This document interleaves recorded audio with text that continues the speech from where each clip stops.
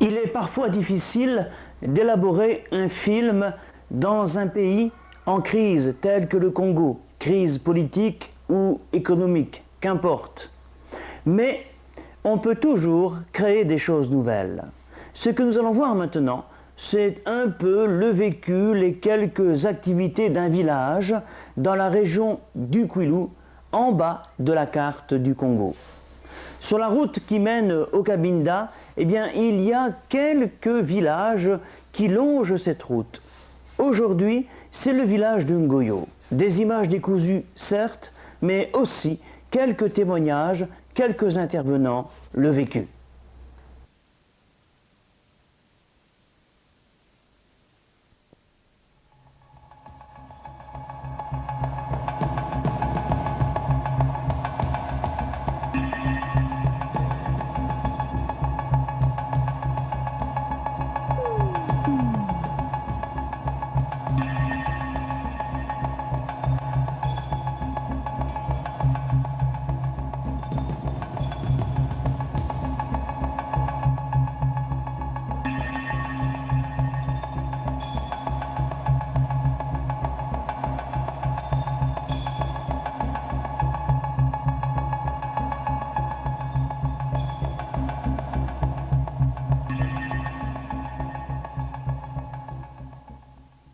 À 12 km de la capitale économique Pointe-Noire, on peut accéder au village de Ngoyo par la voie goudronnée qui mène au Cabinda. En sillonnant la savane par les pistes, le village est aussi accessible. Ngoyo est un village de 8000 habitants. Comme tant d'autres qui longent la route du Cabinda, celui-ci demeure isolé de la capitale économique.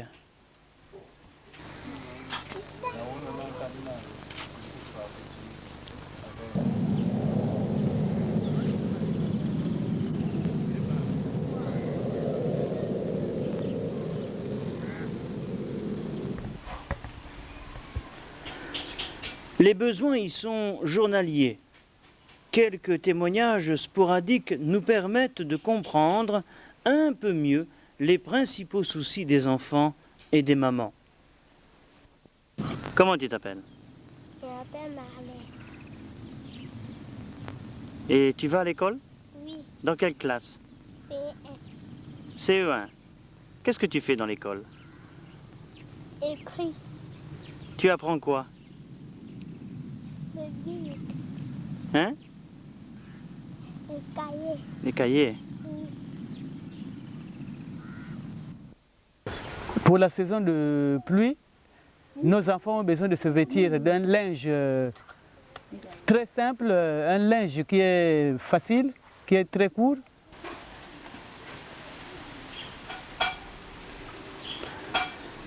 La saison des pluies contribue à un fléau bien connu ici au Congo, le paludisme. Cependant, un dispensaire est à la disposition des patients.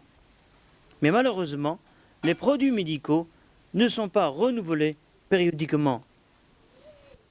Pour le paludisme, qu'est-ce qui provoque le paludisme? C'est par le manque de moustiquaires, c'est par les herbes et les mares d'eau. Voilà pourquoi il y a ce genre de maladies qui règnent ici, dans ce village Ngoyo. Alors pour éviter tout ça, il faut avoir un peu de moustiquaires, il faut prendre un traitement préventif en utilisant la quinine, soit la flavoquine pour éviter ce genre de maladies, enlever les mauvaises herbes pour l'assainissement du quartier et puis se baser sur le traitement préventif et puis curatif.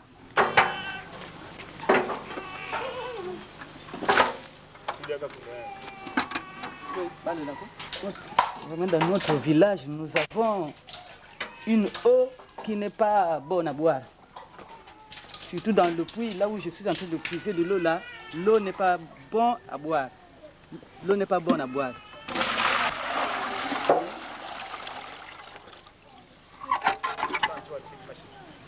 Le tonneau est troué, et il y a des microbes, il y a des grenouilles, il y a de n'importe quoi qui rentre dans le puits, on n'arrive pas à la boire.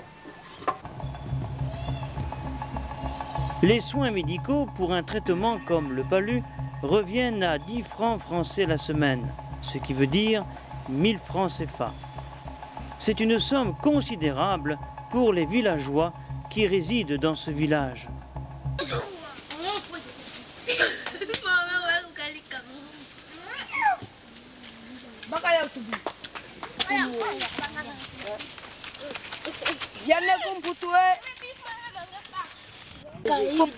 Faut manger ça quoi. Oh, mais mon a dit qu'il non faut manger ça. Oh, attention. La situation scolaire des enfants est précaire. Des salles de classe complètement délabrées, dépourvues d'outils pédagogiques. Des classes en surnombre. On peut y compter 100 enfants. Bon, sur le plan scolaire, la difficulté se passe entre l'enseignant et les élèves, c'est parce que l'enseignant enseigne en français. Alors les élèves ont les difficultés d'entendre ce que l'enseignant rencontre, soit explique aux élèves. Cela se base parce qu'à la maison, les parents ont les difficultés de se communiquer en français. Donc à la maison, ça se base en patois, soit en langue nationale. Et puis à l'école, c'est le français qui se base. Donc voilà pourquoi ils ont un peu de difficultés sur la communication entre l'enseignant et les élèves. On a fini?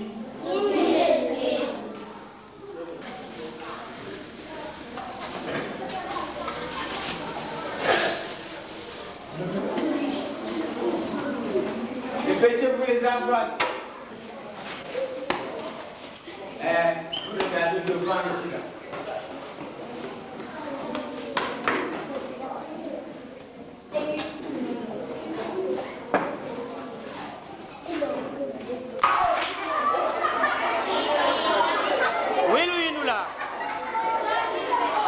Je donne. Hein? Mais suivez d'abord le Hindou là. Oui, qu'est-ce que je fais le Hindou là? Ça peut être l'impératif. Si ce n'est pas l'impératif, une phrase peut être vraiment quelque part. Soit quel mot? Bon, regardez, pardon. Je suis en train de travailler. Qu'est-ce qu'il peut reprendre cette phrase? Il dit. Les besoins de la classe, c'est qu'il faut comprendre maintenant. Nous sommes dans une période difficile. Maintenant, le matériel il est difficile.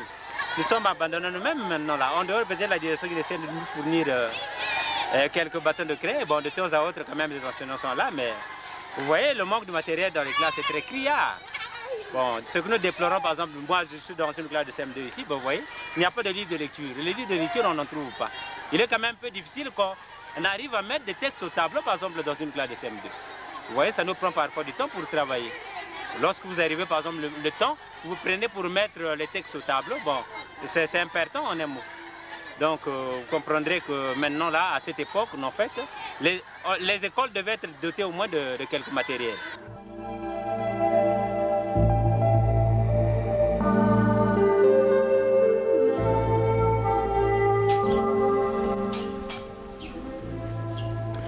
Il est difficile d'étudier dans de telles conditions. C'est un phénomène qui conduit une bonne partie des écoliers à mal fréquenter l'école.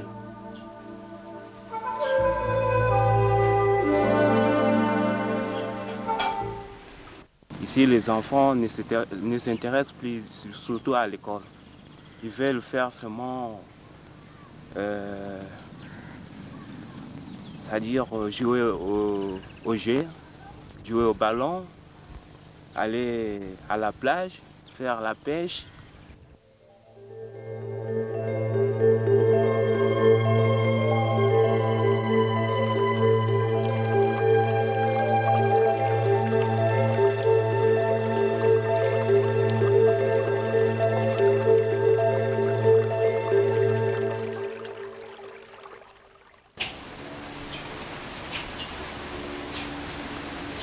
À la vue des enfants blancs, c'est-à-dire les Mindélés comme on les appelle ici, les petits Congolais accourent comme nous l'explique Eric, travailleur social. Les enfants, quand ils voient un enfant blanc, et ça leur paraît étrange parce que c'est un peu difficile que les enfants puissent voir les blancs. Et ça leur fait même soit 5 ans sans pourtant voir un blanc. Donc quand ils voient un enfant blanc, ça leur permet d'une manière de le suivre à tout moment, parce que ça leur voit, parce que c'est pour eux extraordinaire de voir un enfant d'une couleur différente, d'une race différente, disons.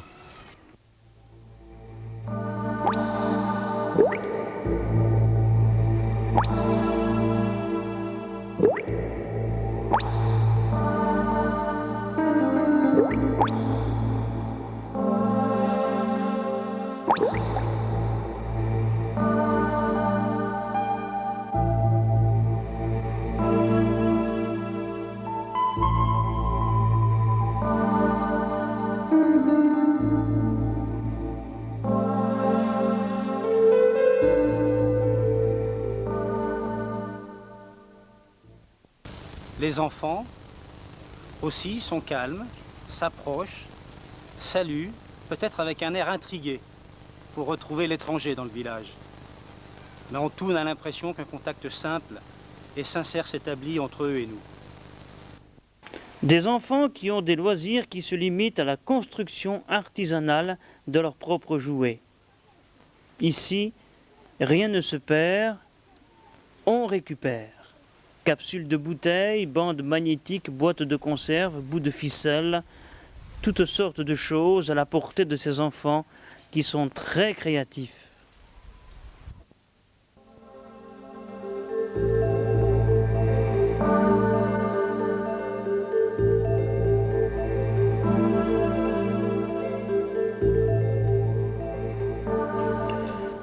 Pour les plus grands, le football fait partie de la vie du village. Et on n'hésite pas à s'identifier à certaines équipes de France. Un terrain poussiéreux, mais qui fait passer le temps dans la fierté et la bonne humeur. Pour d'autres, le damier. Le damier est une passion qu'il ne faut pas négliger. Les joueurs sont en particulier des étudiants.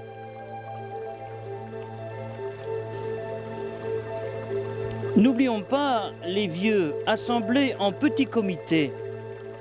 Le vin de palme est partagé sous l'arbre à palabre. C'est une manière de clôturer une journée sous le ciel congolais.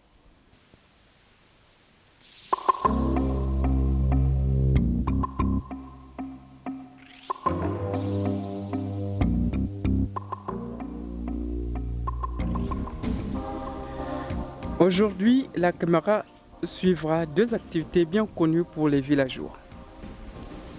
Pour les plus anciens, la pêche, et pour les plus jeunes, la confection des balais aux tiges de cocotier ou de palmier. Le village est en éveil depuis 6 heures. Les mamans et les enfants sont déjà en activité.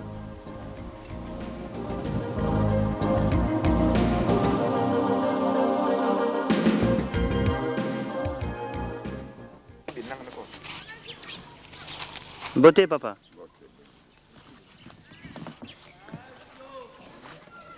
Comment ça va? Ah. On est levé de bon matin comme ça? 7 heures.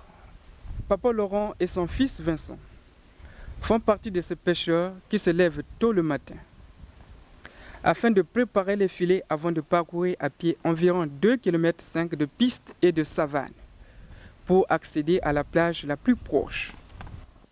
Bon, là où nous pêchons, c'est une côte sauvage. Alors, là-bas, vraiment, on est livré à toutes les difficultés possibles de la mer.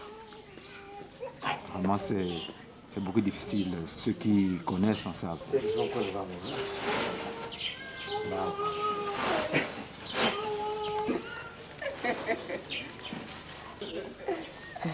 Les mamans ne viennent pas à la pêche.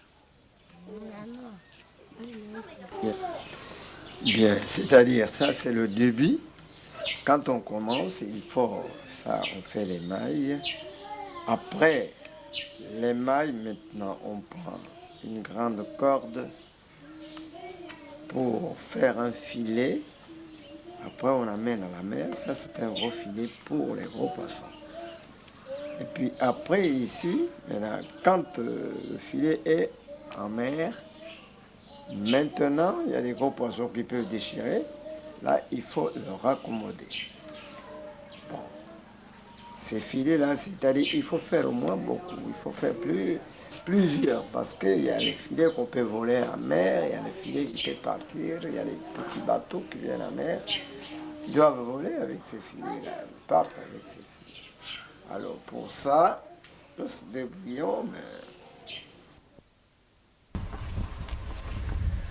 Le matériel étant prêt, c'est le départ tranquille. Le premier vendeur ambulant, Pinchot, déambule de maison en maison avec sa brouette.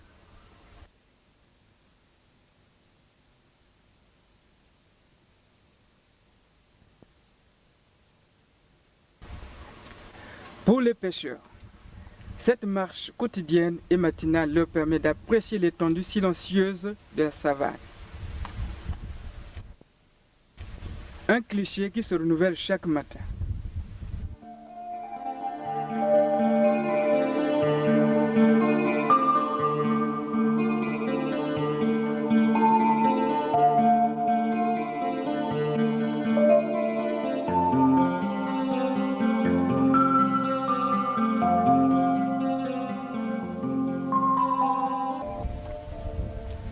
N'étant pas pressés par le temps, quelques enfants se sont mis en marche en s'arrêtant de ci, de là.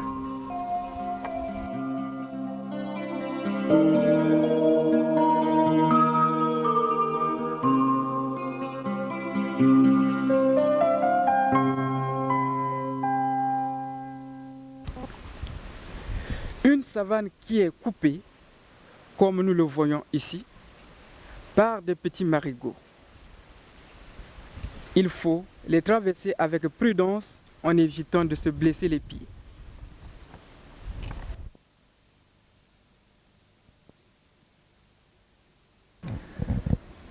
Entre la plage et cet espace verdoyant, c'est un petit bois qu'il faut traverser.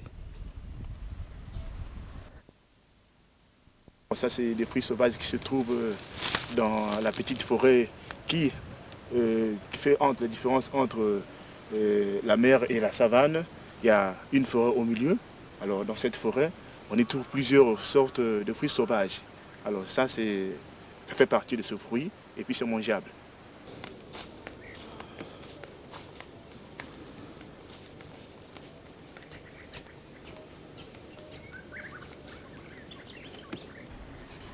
Sur la plage, quelques pêcheurs sont déjà à l'affût des pirogues qui rentreront du large. Il faut attendre et pour ce faire, une petite radio permet d'écouter les nouvelles du pays.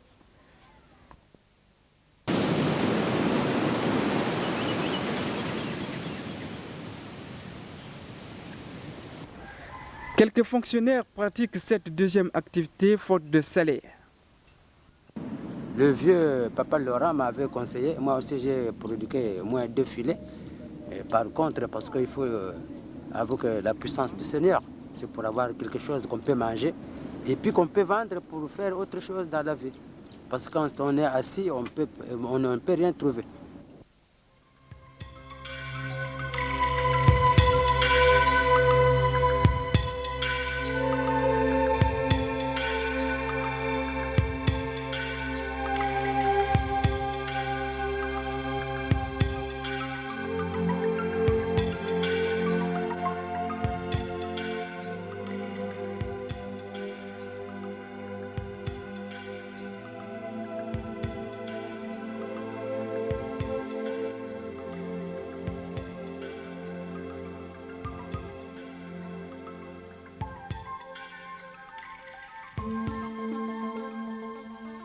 On n'hésite pas à tailler dans les bosquets une sorte de niche. Ça c'est le nid. Bon, au moment où ça peut pleuvoir, on vient s'abriter ici. Nous avons le feu là. Sur le feu maintenant là, nous avons le maïs qu'on est tenté de brûler là, qui va nous permettre de faire un petit déjeuner de ce matin. Là c'est le grand-père qui est là, qui est tenté de faire son casse-croûte. Là c'est la maman. Voyez-vous, le style de nos ancêtres. Parce qu'au village, c'est autre chose ici. Bon, on est là, un petit nid, il est là, bon, on s'abrite. Là, c'est un lieu où on est là de temps en temps, quand on trouve quelque chose, on mange par là-bas. Vincent et ses amis découvrent la mer maintenant. La vue de l'océan apporte un soulagement à tous. La grande question se pose pour tout le monde. La pêche sera-t-elle abondante? Les enfants, attirés par les arbres fruitiers, escamotent les branches, leur permettant de cueillir des fruits jaunes. Qu'est-ce que tu as cueilli? Fais voir. C'est quoi? Les fruits. Comment s'appellent ces fruits? L'ingassao. Comment? On appelle ça en Moukouba l'ingassao. Ngassa. L'ingassao. Ngassao. Oui.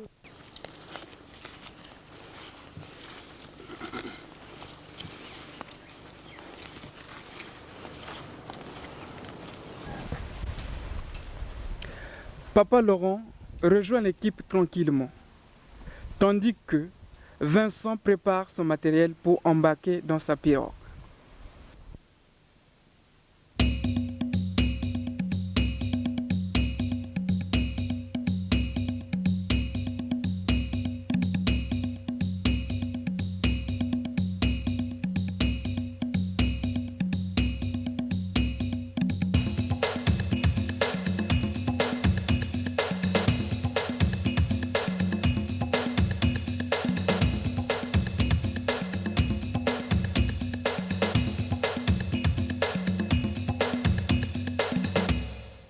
Pour l'heure, j'attends mon coéquipier, celui qui va avec moi.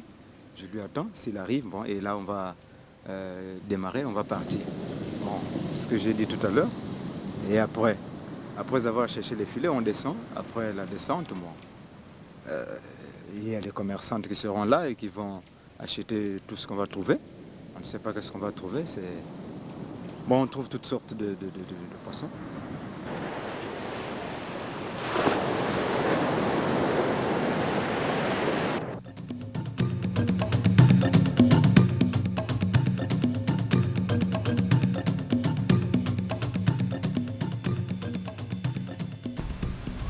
Voilà une pirogue qui revient de son labeur.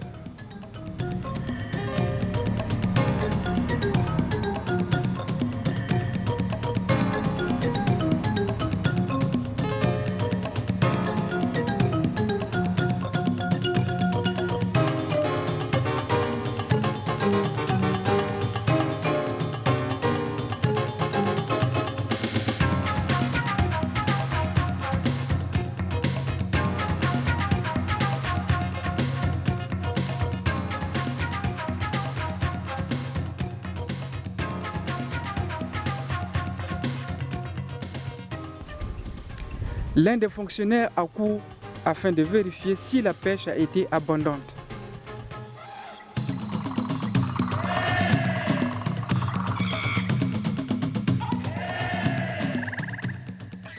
Ils reviennent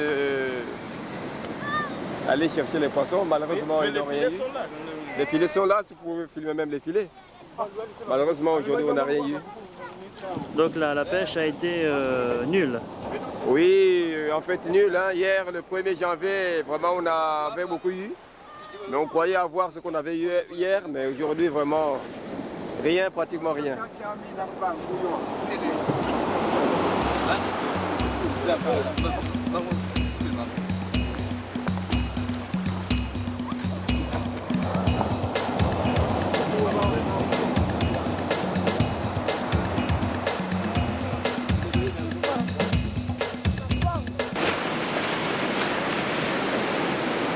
Vous êtes parti à quelle heure ce matin? À 6h30. C'est ce que je vous ai dit, 6h30. Voilà.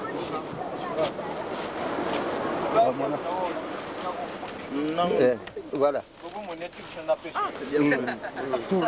Seulement ce poisson qu'on a eu aujourd'hui, vraiment, la seconde journée de l'année 99, vraiment n'est pas mordante. Hein. Une seule prise ce qui décourage un peu les pêcheurs.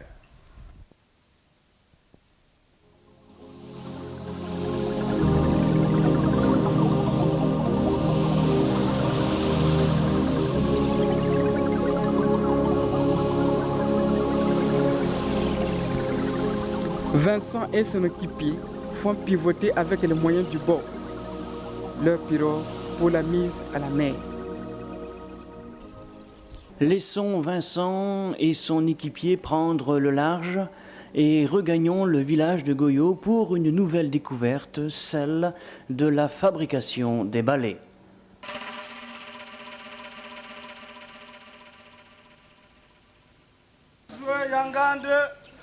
Un quiz va diminuer 500 francs.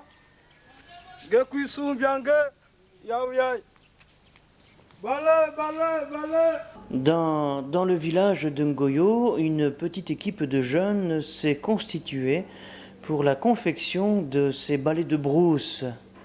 Alors, avant de s'installer sur le sol, la première chose à faire est d'aller chercher sur le palmier ou le cocotier les palmes, des palmes qui serviront à la confection de ces balais.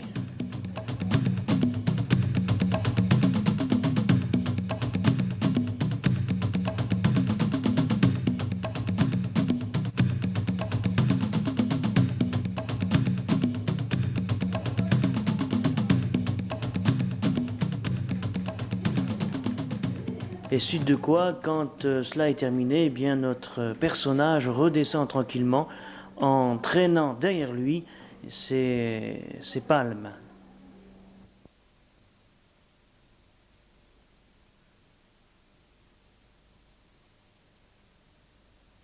J'enlève d'abord.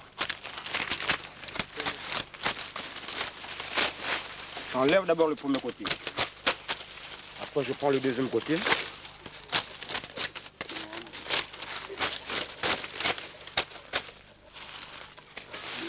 Je peux m'asseoir pour commencer à travailler mon travail.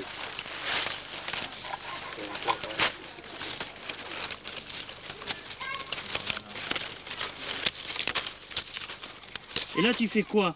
Voilà, quand je fais ceci,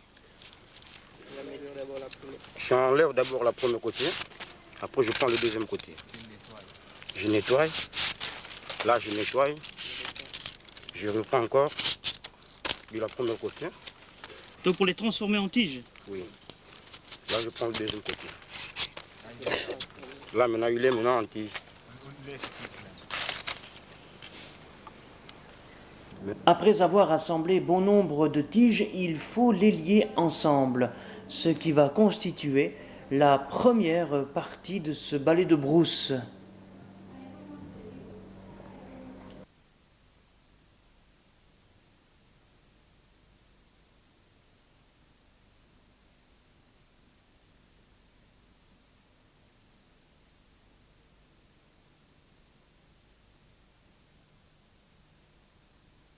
Pour les matériaux qui concernent à obtenir un balai, il faut un coupe-coupe, un couteau, un marteau, des fils de fer, un petit morceau de bois, des boîtes de conserve, des pointes. Et l'assemblage nous donne un balai à manche. Je fais rentrer la boîte dans le bois.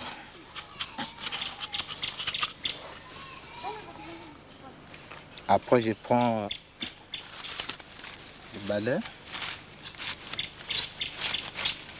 Je commence maintenant le travail.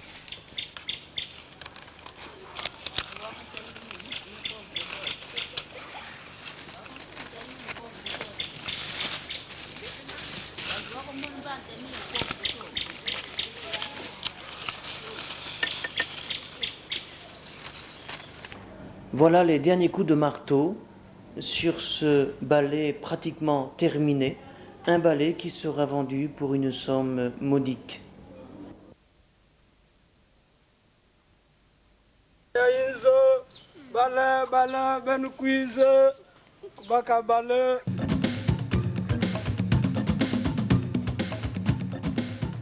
Un ballet que nous retrouvons le lendemain matin entre les mains des mamans, une sorte de réveil matin.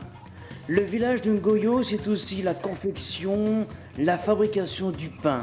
Être boulanger, le plus vieux métier du monde, on le retrouve même ici, dans ce village.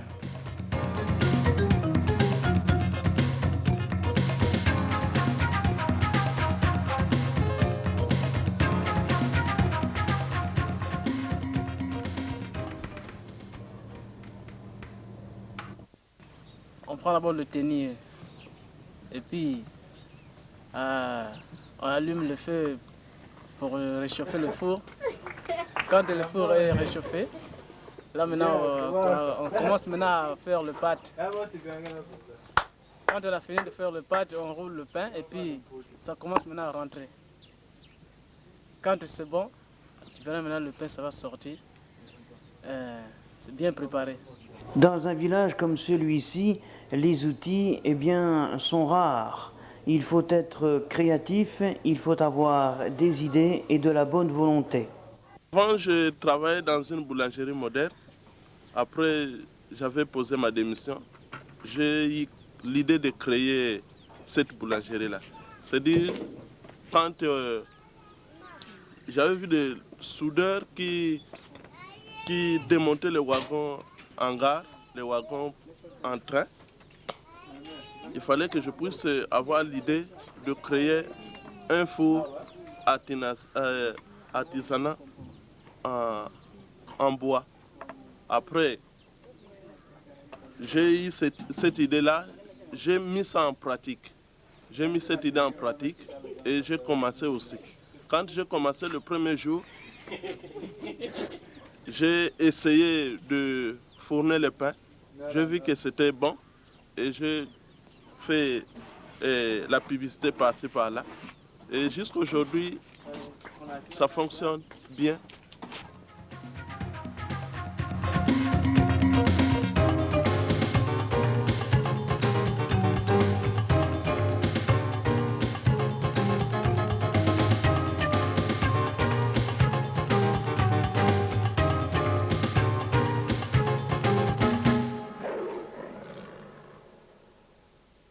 De bon matin à Ngoyo aussi, c'est la préparation des beignets.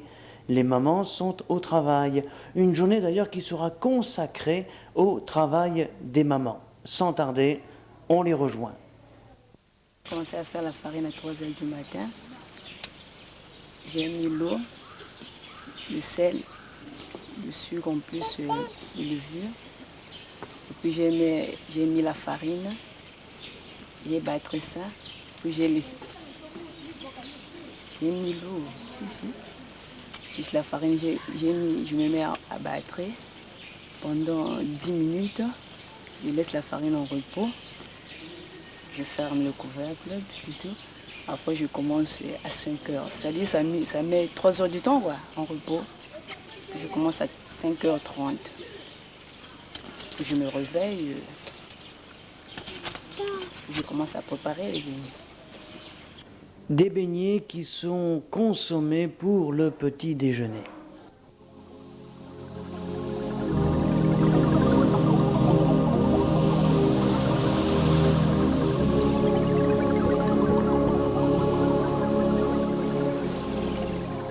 Le village se réveille bien souvent avec peu d'informations sur ce qui se passe sur le pays.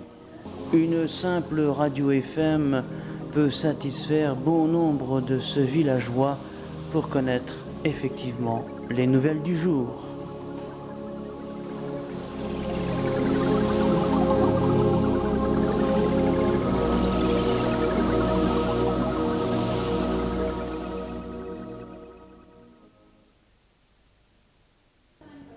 Aujourd'hui, nous rencontrons Maman Charlotte. Une maman parmi tant d'autres qui détient un certain courage pour aller de ci de là dans les champs, récolter le fruit de son labeur.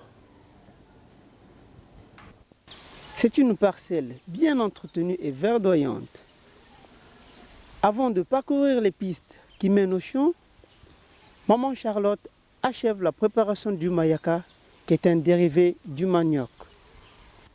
Je fais le manioc pour manger avec les enfants.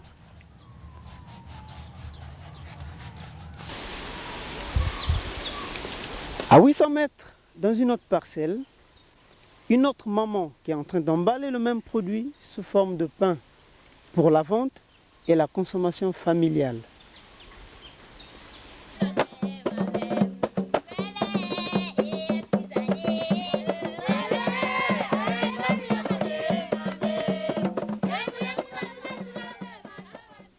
Du champ, on fait le ruissage. Le ruissage, après le ruissage, on amène à la maison, on pétrit. Et on pétrit, on met au feu. Et le feu, maintenant, on arrange sous forme de pain. Et maintenant, on emballe et on met au feu. 10 ou 15 minutes plus tard, le manioc est prêt. Voici Maman Charlotte qui s'engage sur le chemin du labeur journalier. Un labeur difficile car les champs se situent littéralement dans la savane. Aujourd'hui, je vais au champ pour planter les boutures de manioc.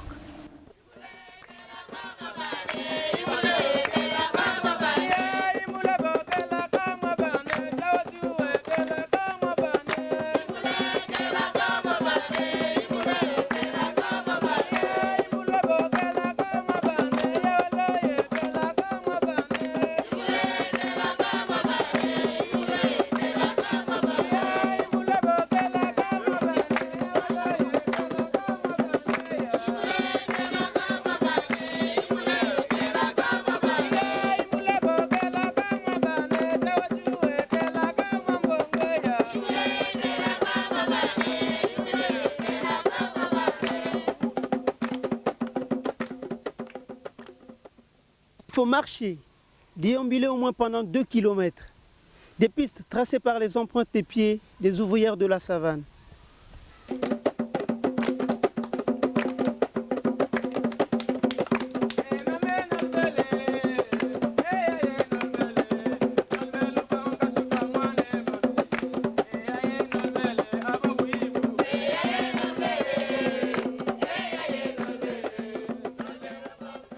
C'est mon mari qui a s'appelé ici. Moi, je travaillais là-bas. Aujourd'hui encore, je reviens sur la même place. Ici, c'est un champ de tubercules. Maman Charlotte connaît ses habitudes. Elle déniche ses outils cachés sous les herbes épaisses. Ça, c'est mon nouveau champ. J'ai commencé ça depuis le 1er janvier. Je ne sais pas à quel moment je vais terminer.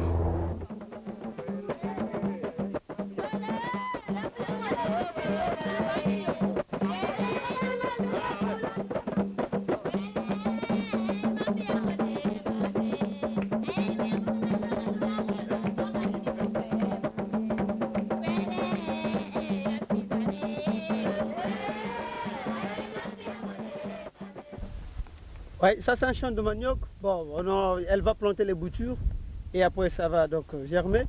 On aura donc la brède, on appelle ça vulgairement le saka-saka, et il y aura aussi des tubercules.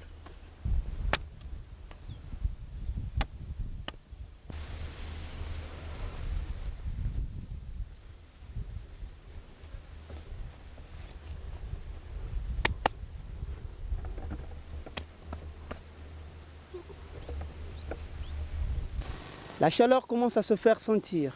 Il faut ménager ses forces.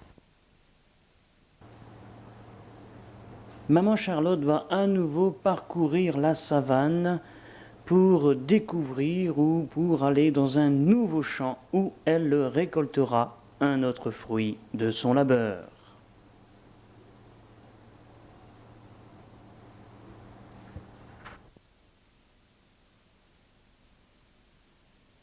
Une savane aux herbes hautes qui cache d'autres travailleurs qui ont un rôle bien défini, comme celui de départir certaines parcelles à la solde d'une famille. Ce sont les lotissements pour les parcelles, quoi. Parce qu'il y a un propriétaire français, c'est lui qui nous a appris pour faire ça, parce qu'on doit bientôt lotirer pour partager les parcelles. Alors là, nous sommes sur un champ d'arachides. Sur ce champ, il y a un antivol. Sur cet antivol est composé qu'on appelle souvent le gris-gris. Bon, c'est composé de la cendre, bon, il y a aussi l'œuf, il y a aussi beaucoup de trucs mélangés pour permettre aux voleurs de ne pas voler sur ces champs d'arachides. Maman Charlotte arrive maintenant dans un second champ pour récolter son tubercule. Elle cherche, elle sait où il se trouve dans la terre. Elle a ses points de repère.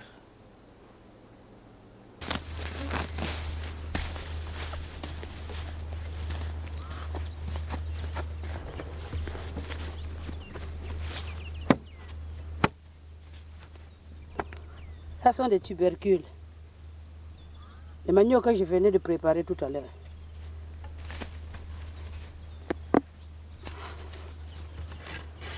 Ça, on peut manger ça comme ça, là.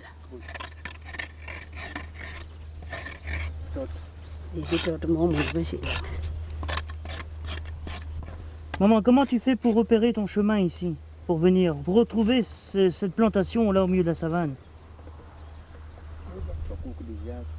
Mais nous sommes déjà habitués. On plante souvent ici. Donc chacune a sa place.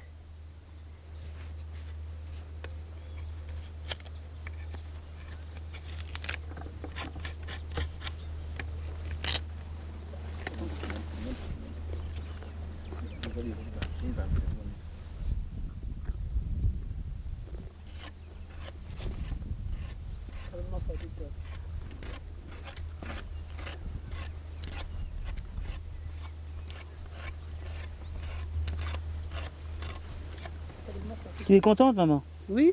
C'est une bonne récolte? Oui.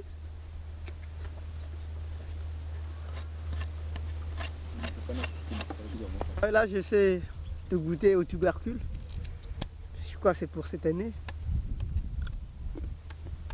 Ouh, c'est bon, hein? Vraiment bon, très bon.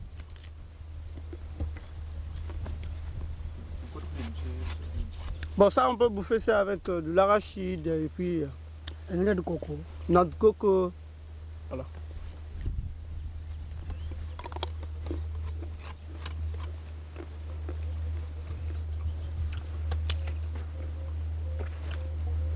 C'est pour la maison, ça? Oui, amenez ça à la maison. Merci.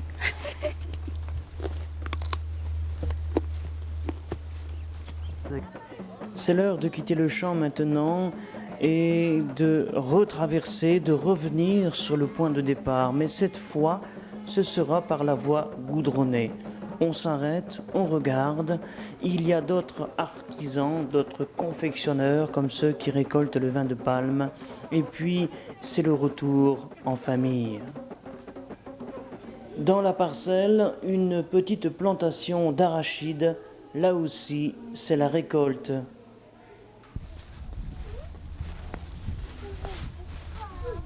J'ai récolté les arachides. J'ai planté l'arachide, j'ai récolté au moins 5 à 6 seaux. Un petit seau coûte 2500. J'ai pu atteindre plus de 10 000 francs. Par jour? Par jour.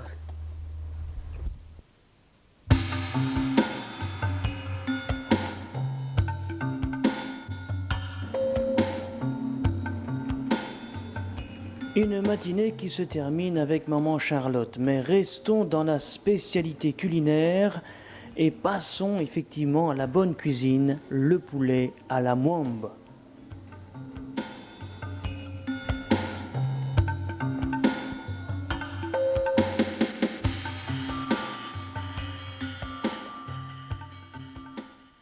Alors nous sommes sur la préparation du poulet.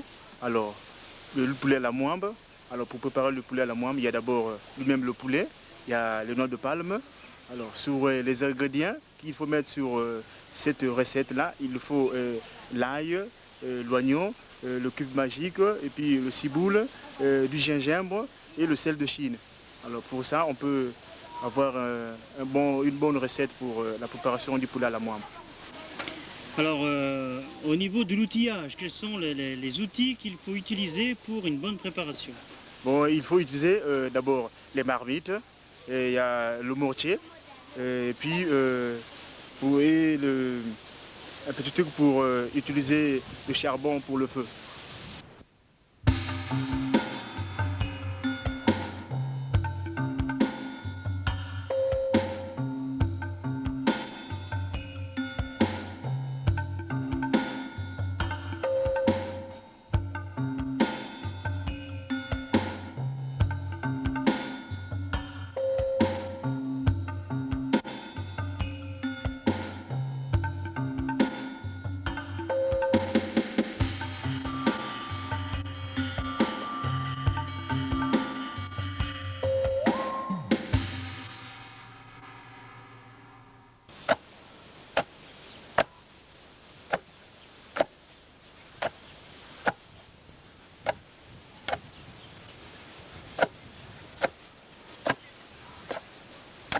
Alors, les noix de palme viennent d'être broyées à coups de pilon par les mains de Pierrette. Et ce qui se passe maintenant, elle va prendre tout ce qui a été broyé, eh bien, les mettre dans l'eau, dans la sauce, et puis ça va être malaxé entre les mains, et puis encore refiltré, reversé dans un autre récipient, jusqu'à ce qu'il y ait eh bien, une belle couleur tout orange, ce qui déjà contribue à la sauce, à la mwamba. Pendant ce temps, le poulet est en train de cuire. Il faut se dire que Pierrette a démarré ce travail à 14 heures, sachant que le repas est prévu, comme on dit ici, pour la nuit.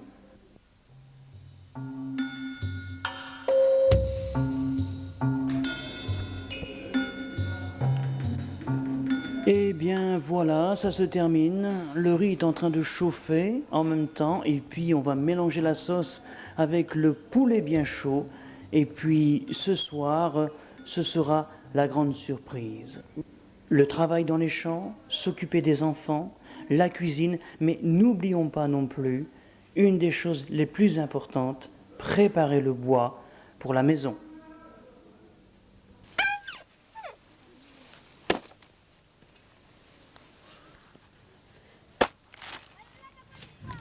Je dois chercher le bois dans la savane tous les jours. Mais comme on prépare tous les jours, on a besoin du bois. Donc pour la nourriture? Pour préparer la nourriture, oui. Est-ce qu'avec ce bois-là, vous vous chauffez aussi, quelquefois? Oui.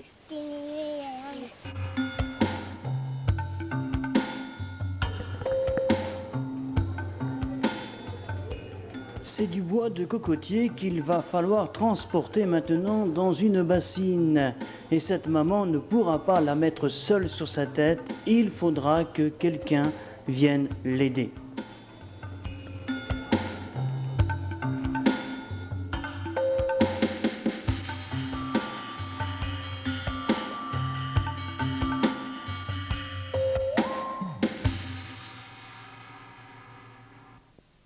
Nous voici à la fin de notre petit voyage dans le village de Ngoyo. Une journée qui se terminera avec un très beau coucher de soleil, un clair de lune extraordinaire, un feu de joie et une musique traditionnelle qui marquera eh bien, des souvenirs inoubliables, de quoi en mettre plein nos valises et de partager cela avec d'autres qui ne connaissent pas le village de Ngoyo.